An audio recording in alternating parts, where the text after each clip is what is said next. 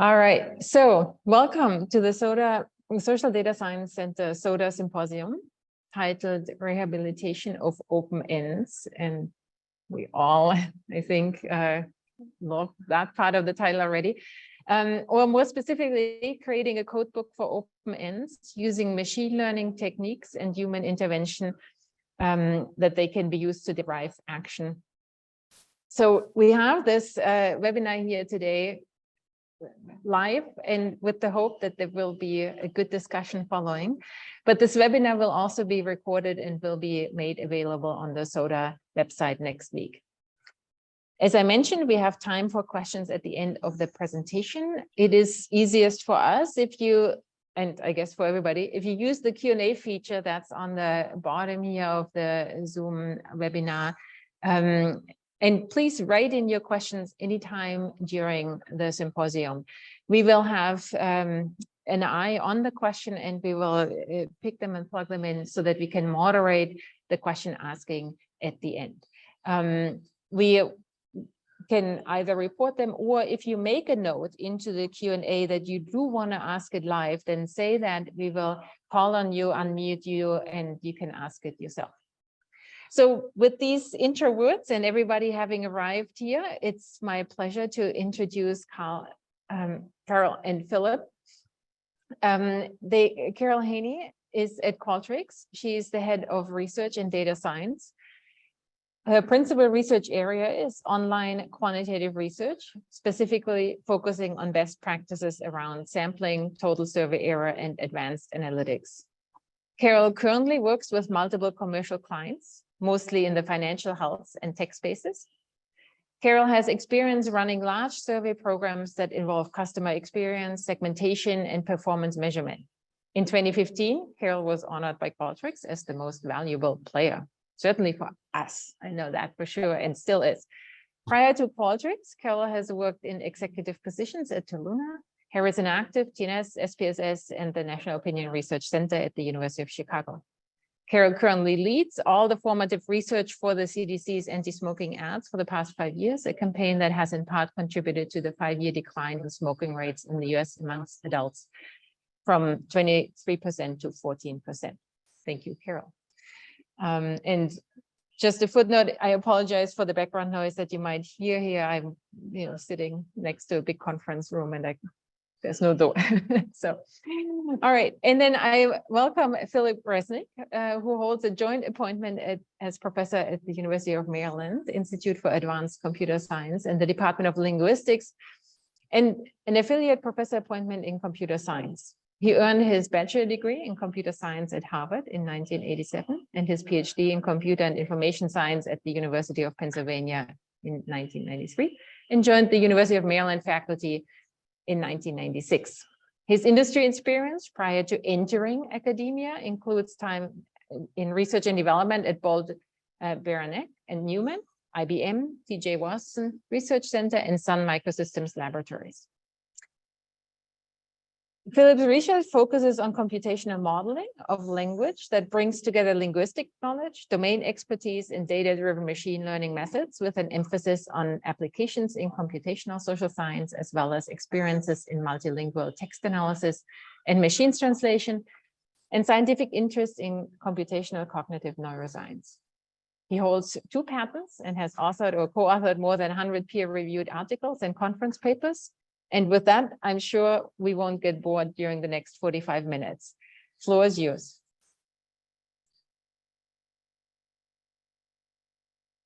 Okay, great. Frauke, can you hear me okay? Or Carol, give yes. me a thumbs up. Just want to make sure I hear great. I'm going to go ahead and get this going. Just while I'm doing that, I just want to say thank you so much for the opportunity to be here at this symposium. I'm very excited about it because Carol and I have known each other for a really long time, and it was at the recent SoDa event that we reconnected, for the first time in a while, and it's been just great to to connect with each other, and it seemed like a cool opportunity to talk about some things that we're both interested in. I can see your face, Carol. Give me a nod if you can see the screen. Are we good for presenting? Okay, wonderful. So welcome to everybody. Here's the plan. We're going to talk briefly. I'll just say a couple of brief words, and then Carol can augment as she deems appropriate with time in mind. About sort of the problem with open ends. I don't think I'm going to be saying anything that's surprising to anybody. Then I'll talk about the data set that we both explored for this. We're going to talk about two different analyses that are very similar in spirit, but very different in kind of what we actually did. We're going to talk about our findings. And by the way, there's a little bit of reveal going on. I actually haven't seen what Carol's findings are at this point. If we have time, we'll do a little back and forth between us about what we've got here, and then wrap up and get to questions. So the problem with open ends, forgive me for putting it this way. I've been describing open ends as sort of the bastard stepchild of survey research, or I guess redheaded stepchild is a phrase that got used in the last century. People know they're incredibly valuable, but they're a pain in the neck. They can take a lot. It's very hard to analyze what you get back. And as a result, sometimes they're just not used. Sometimes they're used as an afterthought. I've seen instances where people will include open ends in some kind of study and literally leave the data on the floor rather than analyzing it. So as a language person in particular who is focused on what you can get out of language, there's an enormous missed opportunity here. And so the goal for what we're talking about is, to put it simply, to rehabilitate open ends by making them easier to analyze in a way that is both scalable and cost effective, and also trustworthy in the same way that manual content analysis is when people actually invest the time to do it. I'm going to stop there, Carol, and you can say next slide, and if you'd like to add something about the challenge, please go ahead. Yeah, I think the challenge is exactly the way that you spelled out. And pretty much all research involves open ends, and that research happens quantitatively. You'll have the other bucket, and the other buckets sometimes are important. I hate them. I don't think they're a best practice, but we use them. And we sometimes find out new information in that other bucket. So, you have a quantitative list, which of the credit cards are in your wallet, and then other, and then folks type in a word, let's say in the commercial world, or in the non-commercial world, we might be missing a smoking device that people are using to get from one cigarette to another kind of thing. For qualitative research, all of qualitative research you could think of as open-end, and it's open-end that can go on forever. So I call it long text.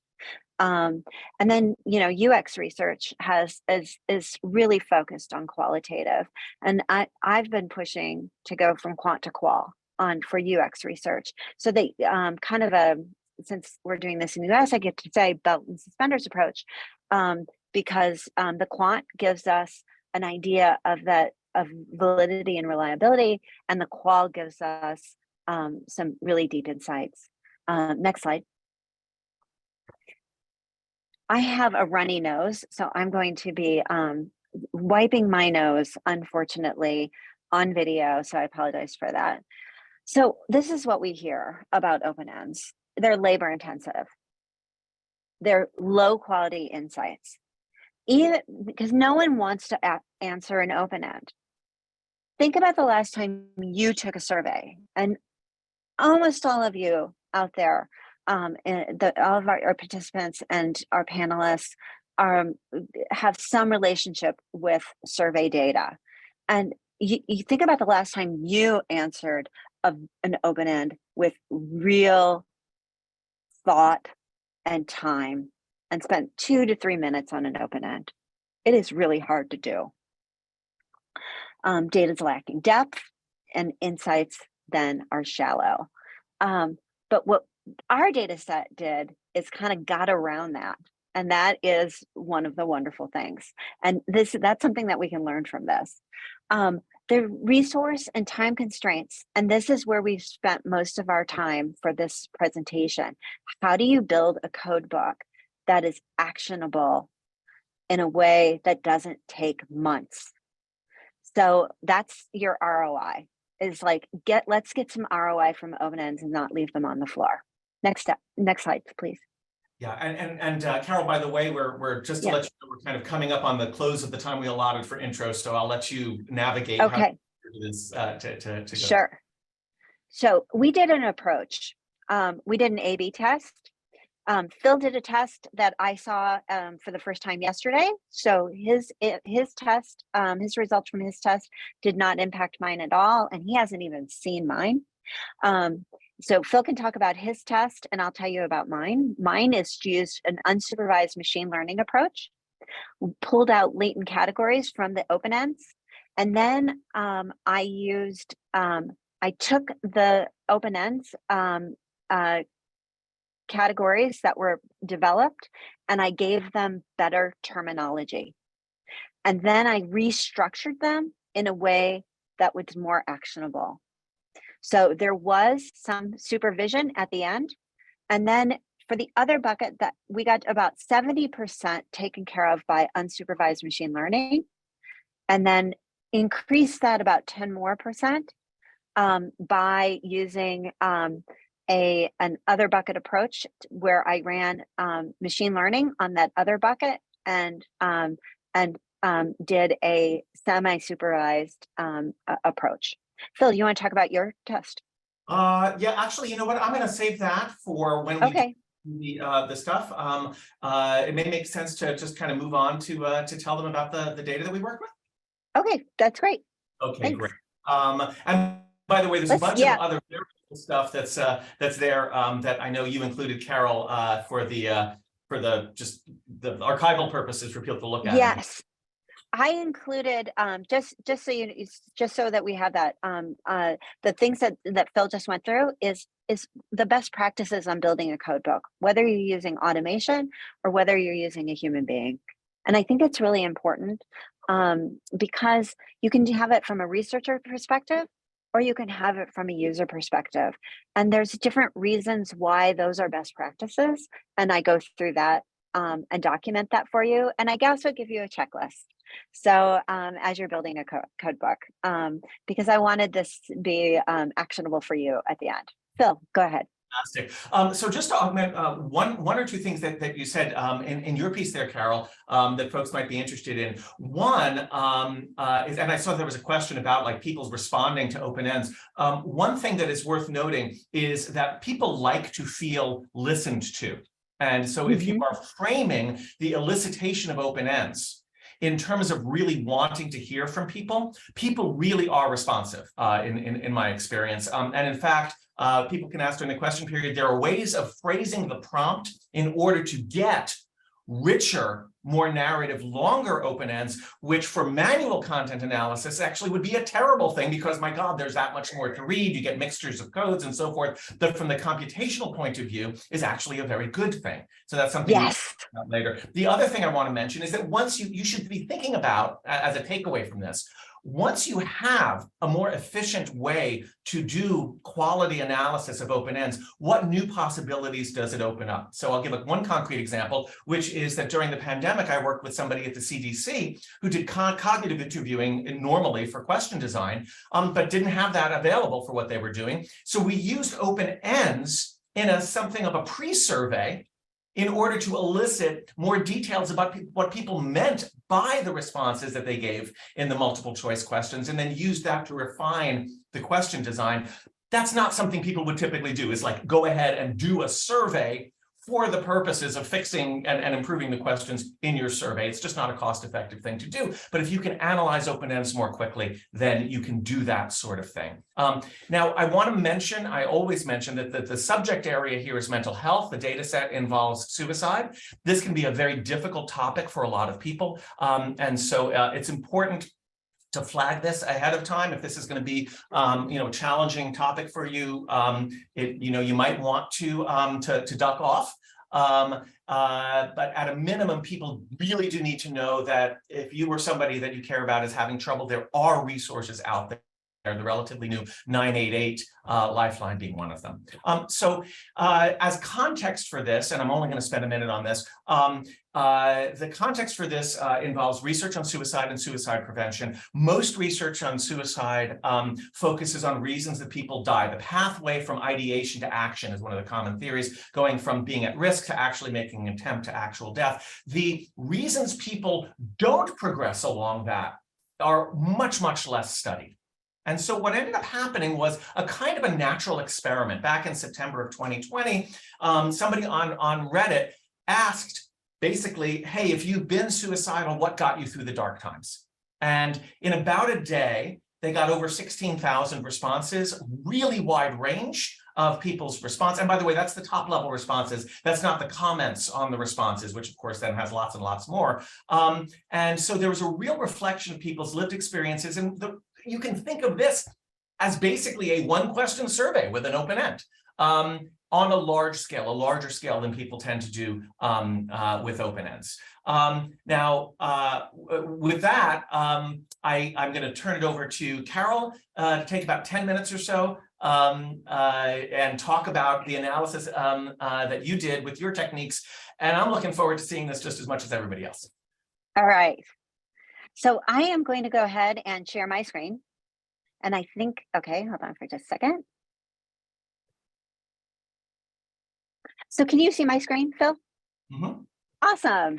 All right. So I started out with the same data set that you did, Phil, and I brought it into what we call Discover at Qualtrics, and it's a natural language processing tool. And I knew nothing about suicide prevention.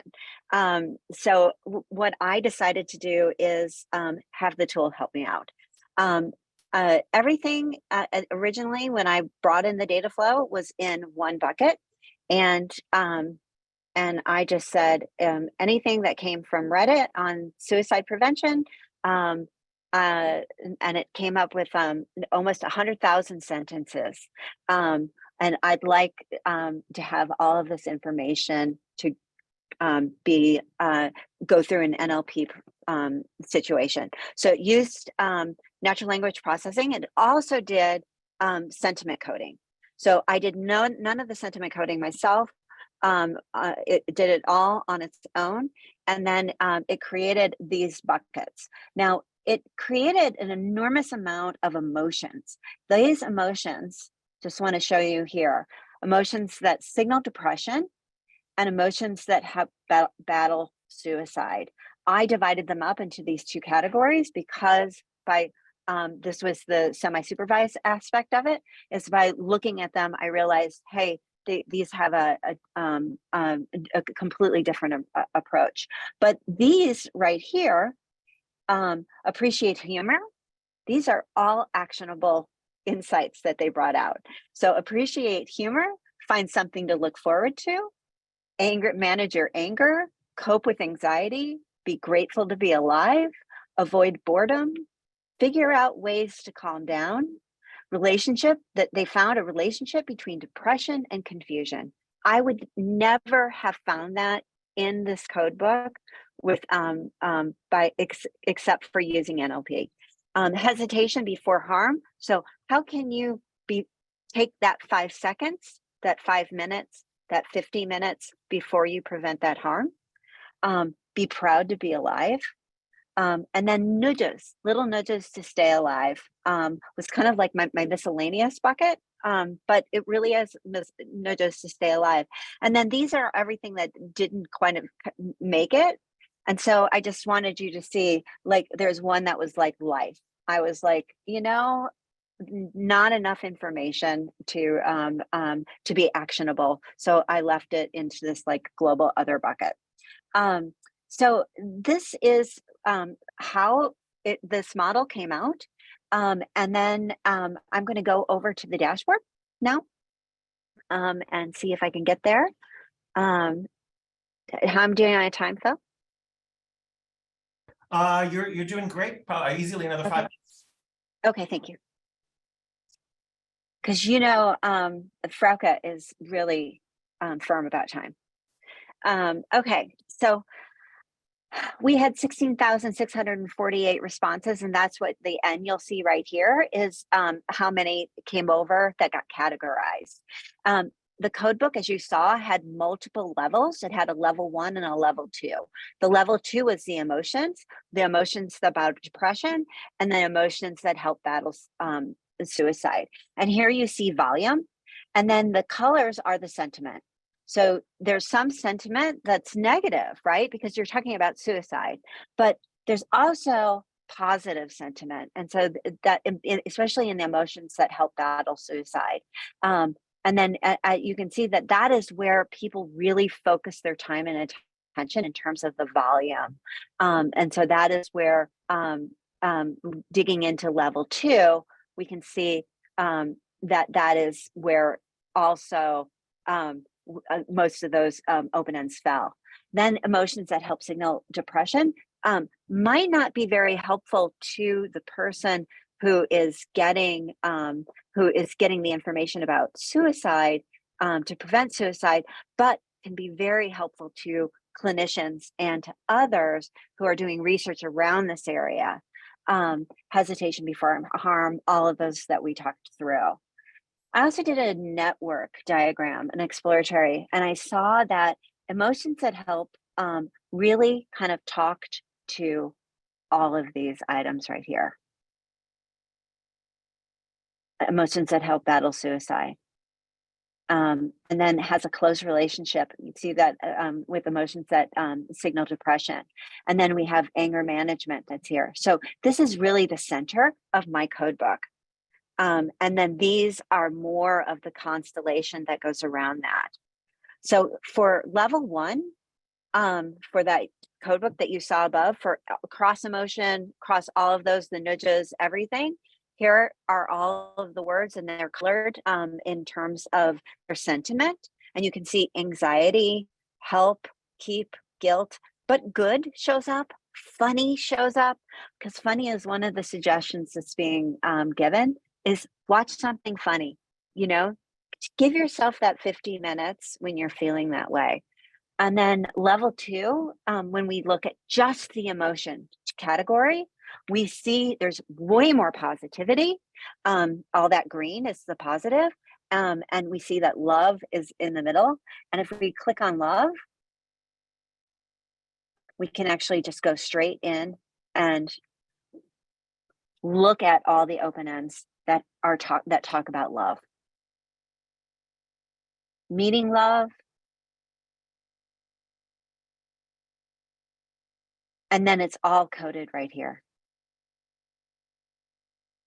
So I'm going to close this and keep going. And then down here we see, like I wanted to, I have family who say they love me. I loved her. It's, there's a lot of that.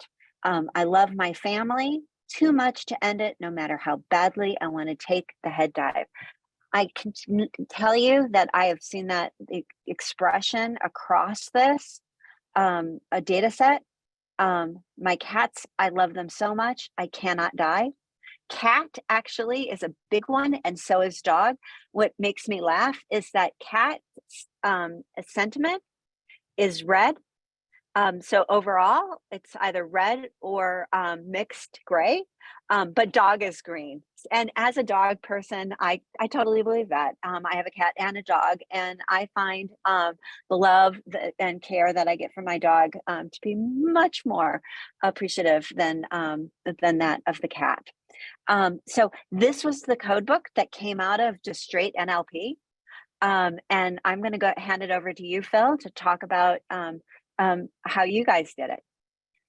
Great. Okay. Let me go back to sharing my screen. I think we'll continue to be able to keep Frauke happy in terms of time.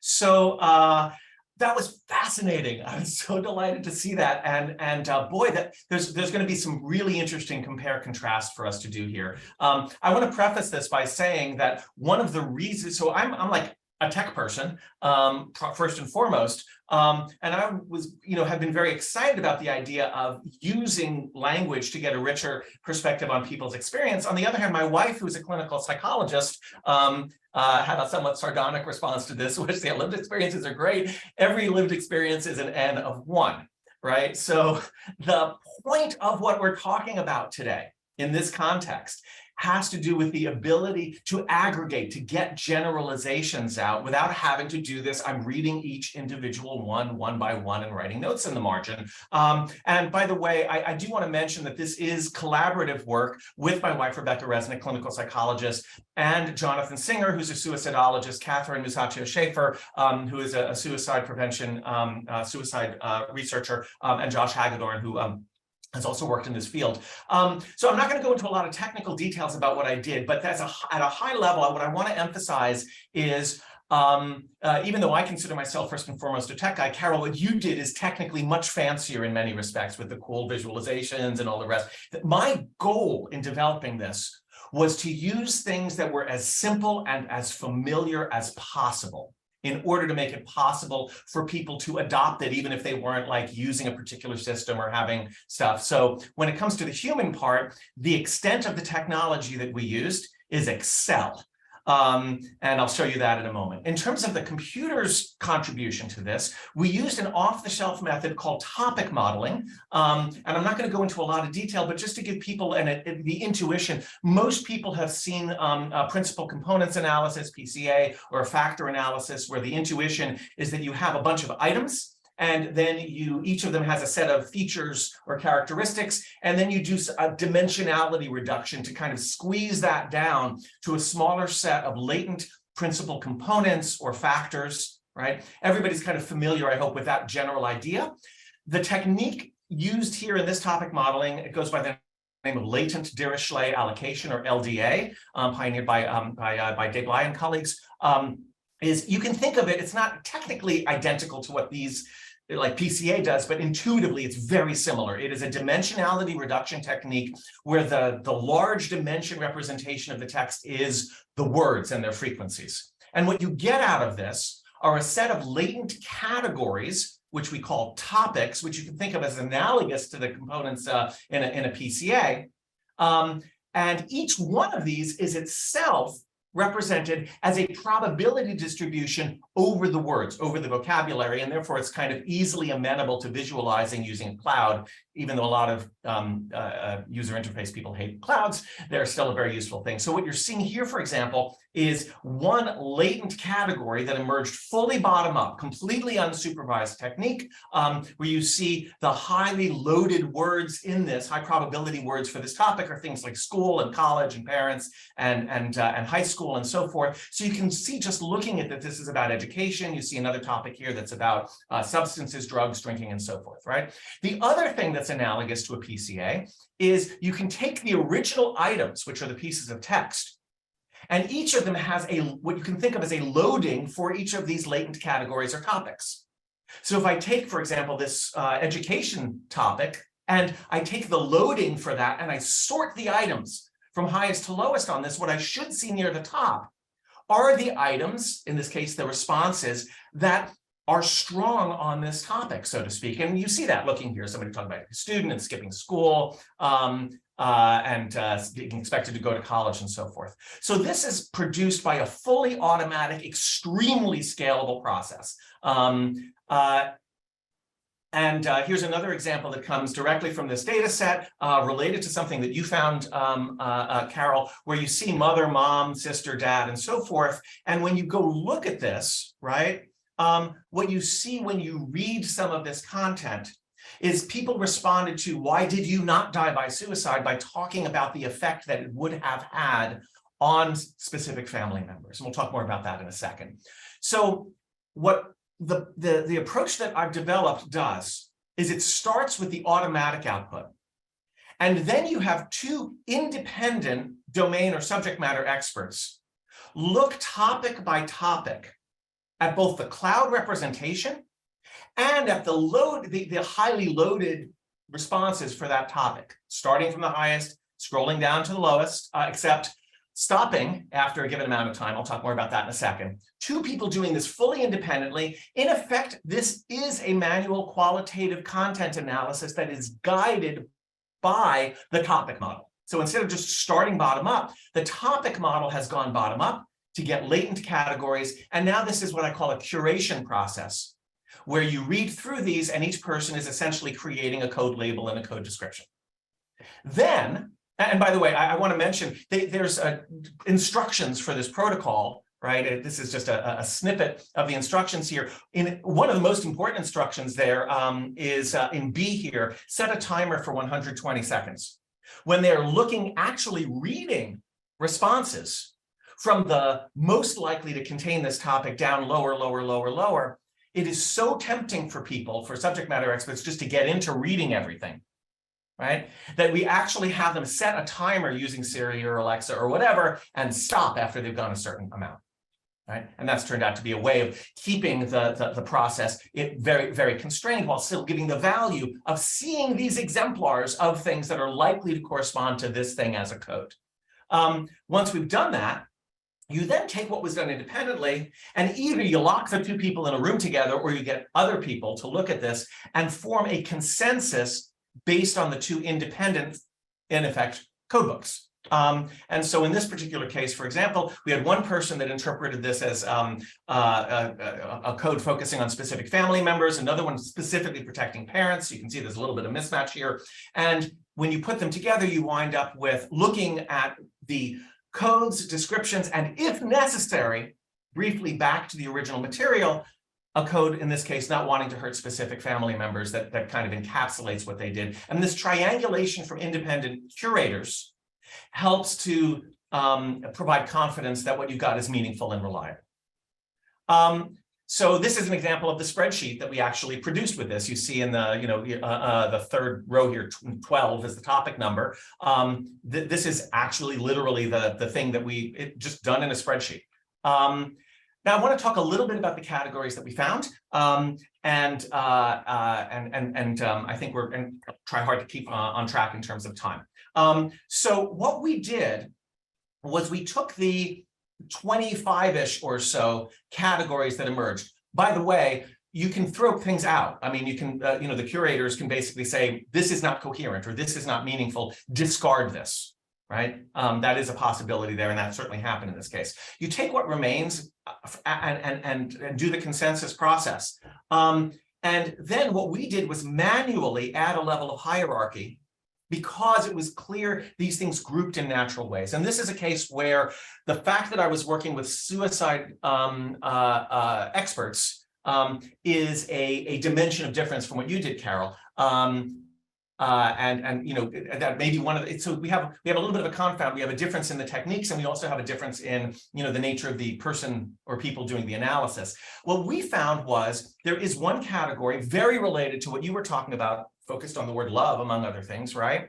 Not wanting to hurt specific family members, we've already talked about, but a specific separable category, specifically talking about financial burdens, paying for a funeral, or people, who care for their families, leaving them without an income. Pets showed up. I'm going to talk about that a little bit more in a big way. Yeah. As a very kind of crazy, clear category. Yeah. And what's interesting is it's not the least bit crazy when you talk to psychologists about it. It's not something you see in the literature, but it is something that you see in people's experiences as yeah, and dealing with this. And they talked about it. Absolutely. And I do want to emphasize there are a lot of these. Actually, I'll get to it in a second. I want to talk about face validity and then new things. So a second category that came out of this were a set of topics that were different aspects of what we're calling positive foresight. So clearly, mental health treatment is something that keeps people from killing themselves. That's on there. The focusing on the small things, right? Hope, insight, and realization, and so forth. Actually taking the action of writing, including writing a suicide note itself. Doing it. Simple pleasures have some really surprising stuff, right? This is an amalgamated meta category for a number of topics we had. Just look at this one underneath there. I wanted to see the Avengers fight Thanos in the Marvel Comics universe, right? Now, one of the reasons I want to emphasize this, so looking forward to I want to see how Game of Thrones turned out, I want to see my next video game drop, right? The reason I want to emphasize this is that my wife, Rebecca, clinical psychologist, emphasizes that if clinicians are not aware of this, this is the kind of thing that can lead to a feeling of disengagement. Like you're the therapist, and you're saying, why are you going to, what reasons do you have to live? And somebody says, I want to see my next video game drop. Like what? We're talking about life and death and you're talking about video games, right? So there's things that have face validity in the sense that we know they help, like mental health treatment, social connection, connection to religion is in there. There's a bunch of things that correspond to things we already knew. And then there are things like this, like the pets thing, that just like you look and you go, what's going on here, that are new insights that can come out of this. Another one of those, by the way, is spite.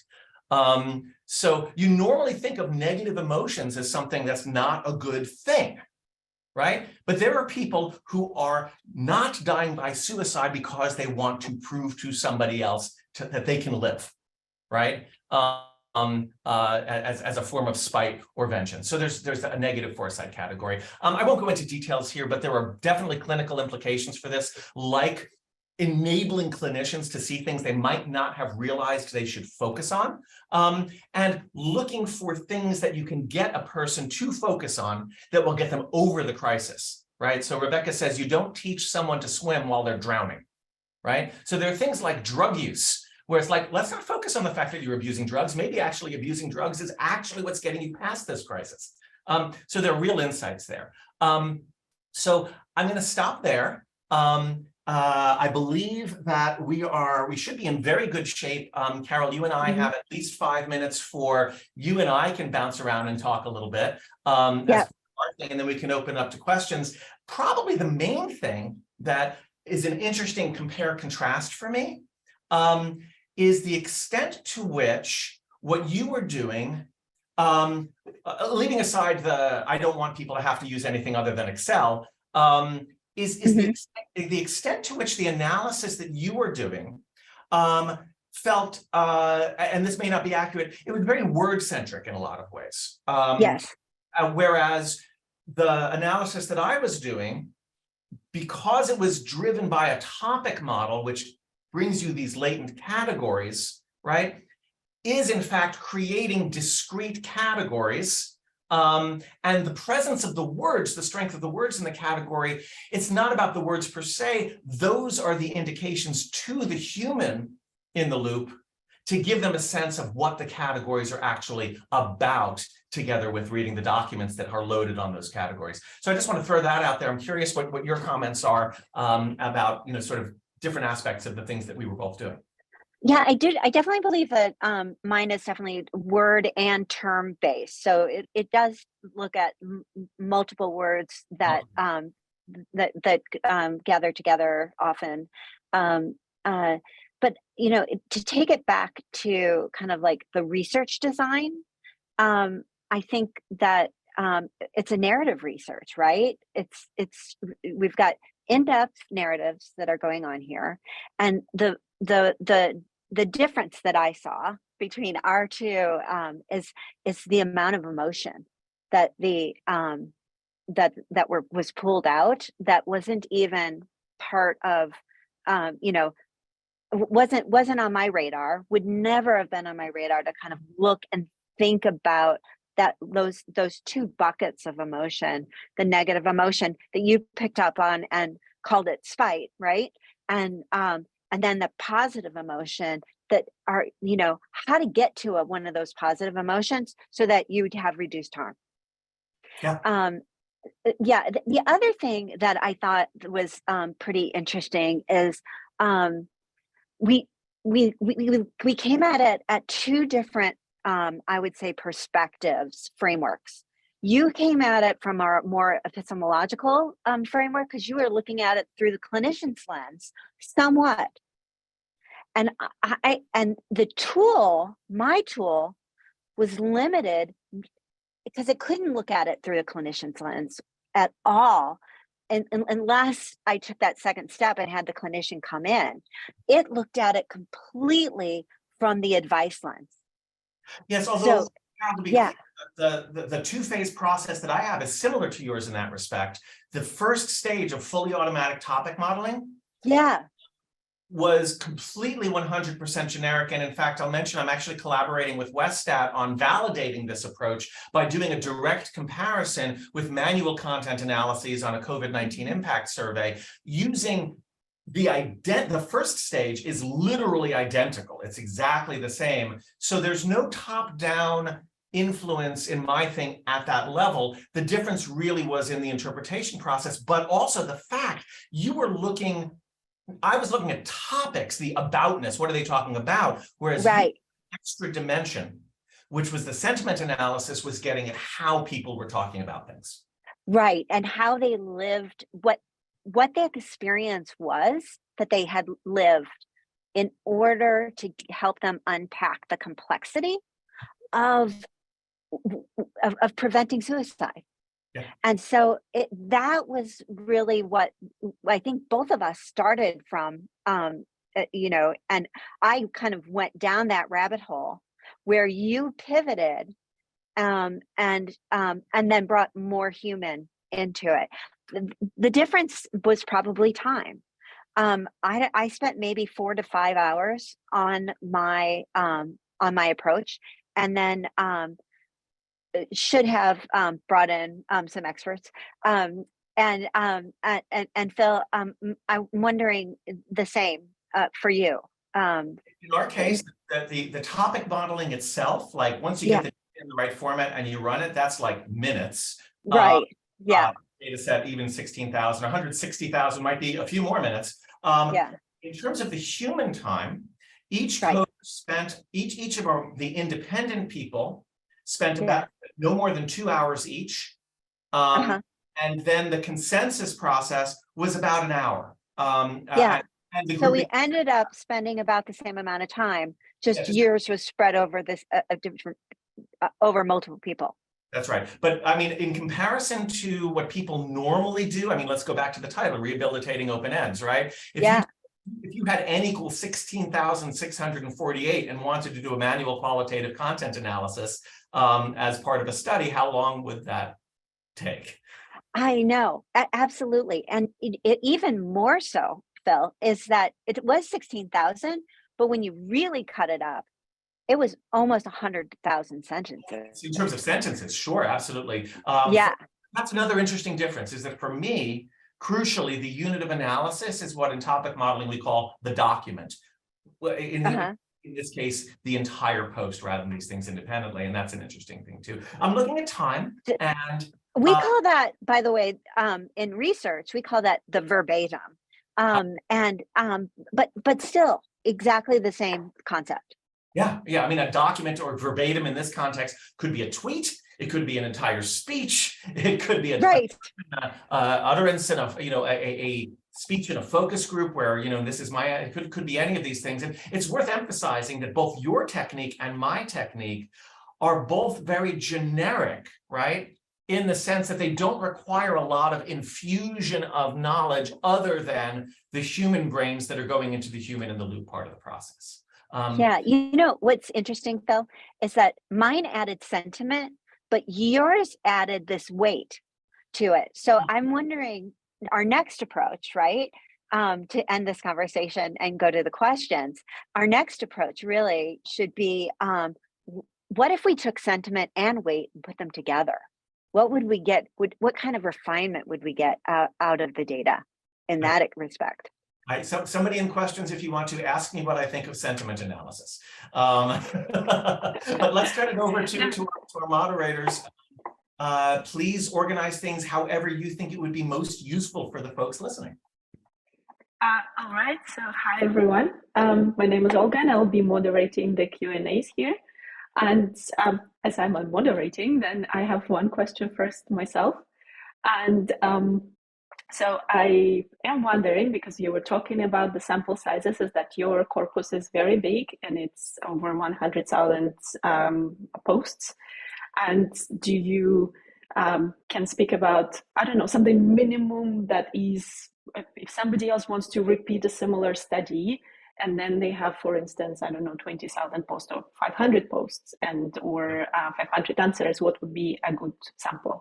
Yes. And my second small question is that, Carol, you mentioned that 88% of your data loaded into the topics, and then there were some that didn't. And then I'm wondering, because Philip said that after the general topics got generated and then 2 or more people got checked them manually, I'm wondering what was the disagreement ratio there. So here we know that 12% didn't, in the first study, 12% of answers didn't find a good match. How was it in the second study? Right. So in terms of this, just a clarification, the data set here, original data set and my analysis are on the basis of the entire verbatim or the entire post. And so the data set size is 16,648. And the rule of thumb that I and many other people who do this kind of topic modeling do, here's my rule of thumb. If you've got 300 or fewer responses, where a response is I don't know, as long as a sentence or two, and could be much longer. But if your N is in that kind of low single digits of hundreds, it's a crapshoot. You might get some good stuff out of it. You might get 5 or more reasonable codes out of it. You might get nothing. It depends on the material. That up to 500 or 600, there's a decent chance you're going to get something useful. It's worth trying. 300 or less, I've succeeded. As long as it's cheap and easy, it's worth a try. When you get to 1,000 or more verbatims, right?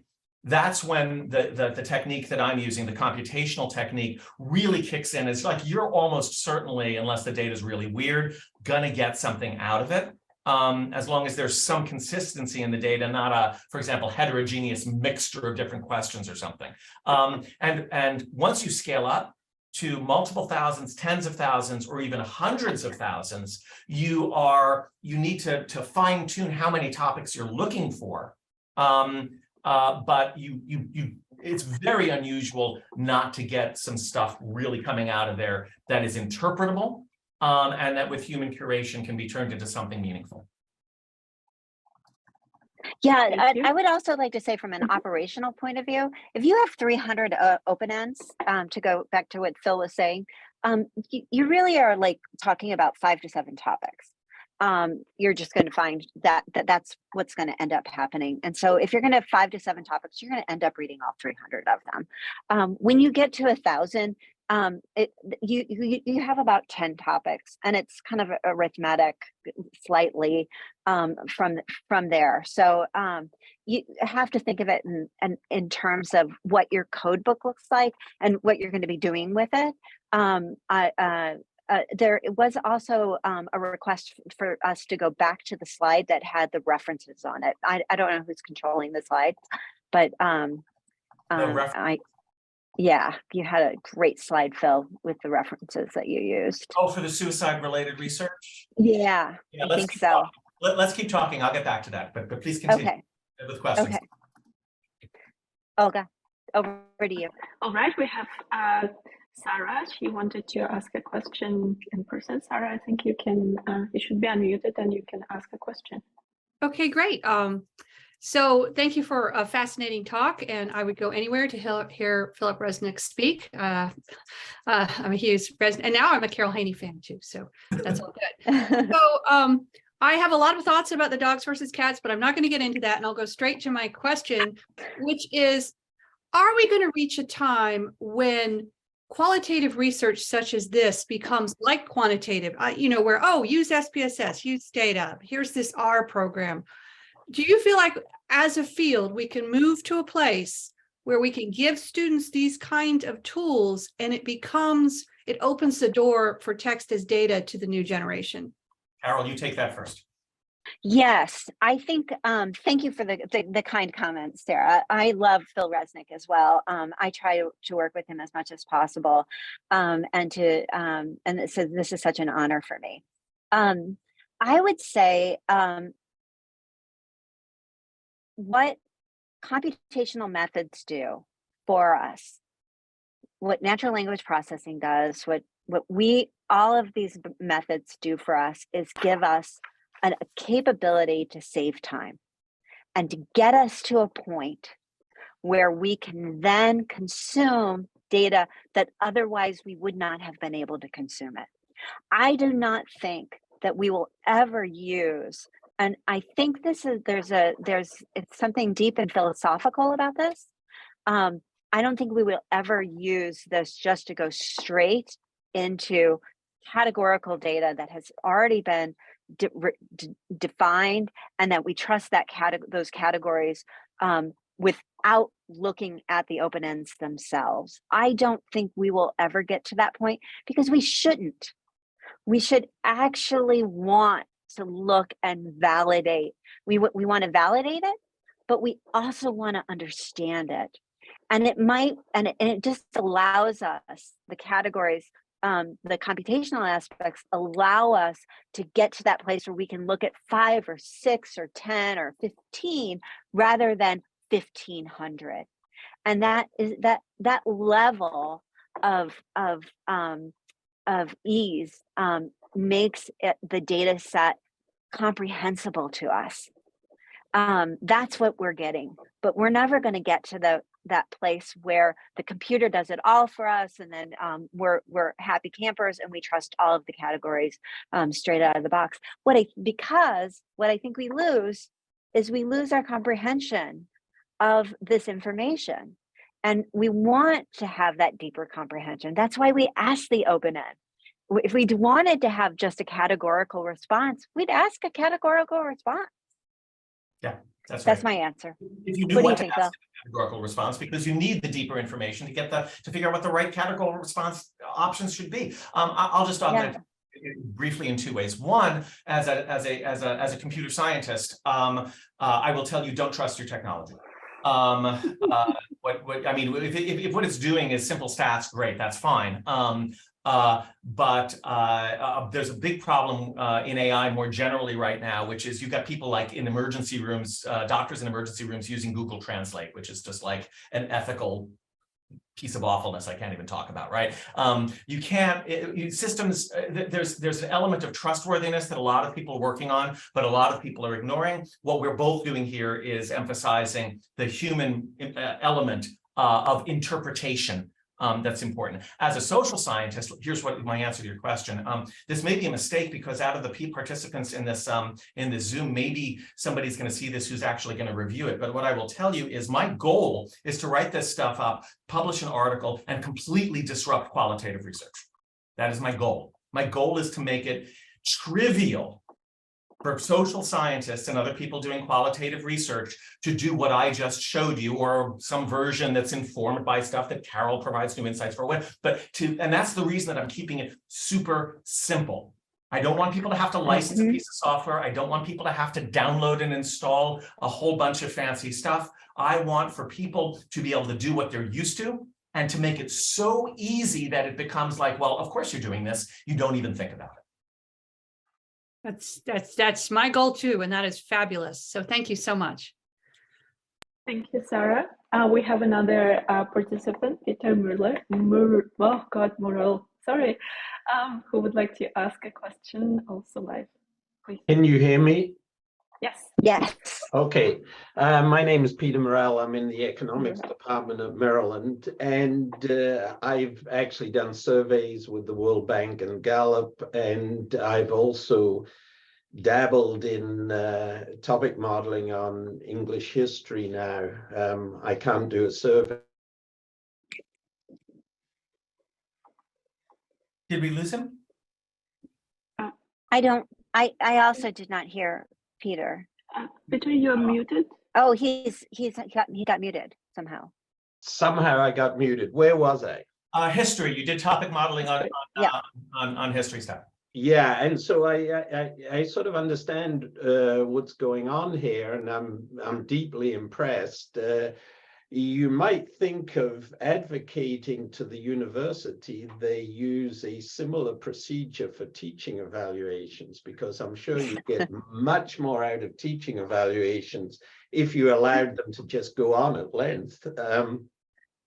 But here's my question, and this comes really from being an economist and thinking about the way an economist would think about the data you've constructed, which is that you've made many causal statements in your analysis, but you do not have the critical information, which is the types of things that people who committed suicide would say.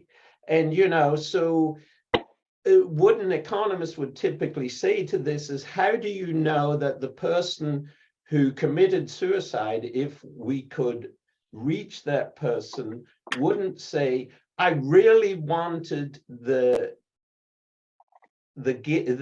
see the last episode of the Game of Thrones, but it wasn't enough because of X, and X wasn't in the responses you have. Now, I was trying to think of ways in which you could get around this. And one thing is in your topics or in the NLP analysis, you could look for something that was similar to closeness to committing suicide. And so you sort of have a proxy there for actually committing suicide, if you see what I mean. And, you know, given the topic modeling I've done in the past, it seems entirely plausible that that one could have popped out if indeed it was there. So this is a very interesting point. So data are always an issue. In other work that I'm doing, I'm working with suicidologists on data sets that include text generated by people who did go on to die by suicide.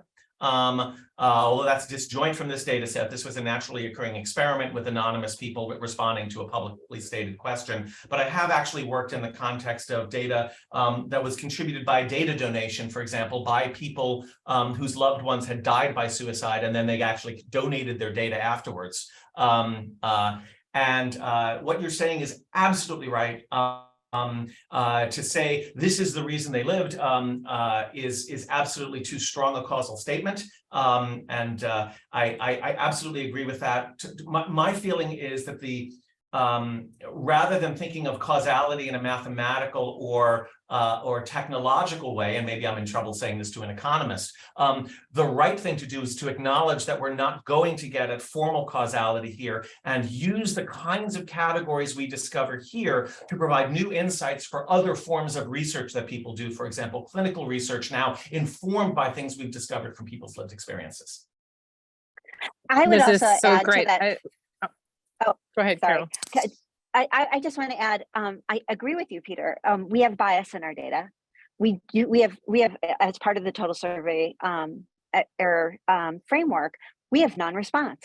We have non-response of those who did commit suicide, who did not respond to this, and because they're not here. But we have to deal with non-response. Every time that we do any type of social experiment or social research, and can either control for and in this instance control for it. So you're absolutely right. I agree with you about the proxy. But what you're really talking about is non-response. This is a very hard topic to. Yeah, it's just a very hard moment to jump in and remind us of the time, but we are running up against the hour, and I do see all these fantastic questions and important topics on the chat still, and I was wondering if both of you would be willing to stay a few more minutes and type your answers in so that those that didn't get a chance to have their question voiced here can see the answers. We will post the answers alongside the video material afterwards on the website if everyone is okay with that. Yeah. I have a hard stop. I am so sorry, Frauke.